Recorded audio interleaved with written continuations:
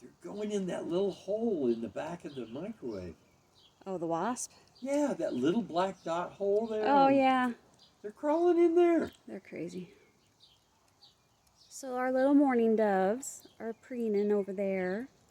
And I don't know if you can tell, but there is a... Did he leave? No. Hummingbird right there in the tree. He's been sitting there for quite a while.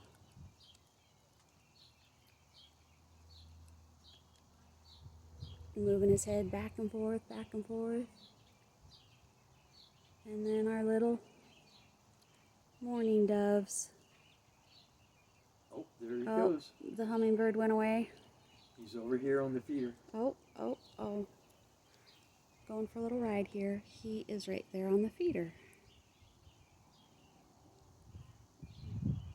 Oh, pretty much see him.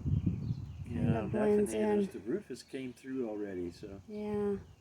We have Annas year-round. Snowing and all. So in the wintertime, oh, I love these guys. Tim puts a heater on the bottom of those hummingbird feeders. And they come and eat. In the snow. In the snow. Yeah, there he goes. Yep, up into the tree. He's sitting right up in the tree again. I see him. Okay, I don't know exactly where he's at, so he's hard to see up there now. Panning over to these little lovebirds.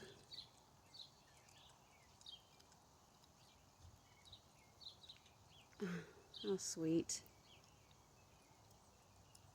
Waiting for the quail. Waiting for the guidos to come out. The hummer. Where's he at? You're not, okay, that's okay. Sorry. We're taking pictures of the little doves. I see more shadow than I see him. Okay. I just see movement. All right.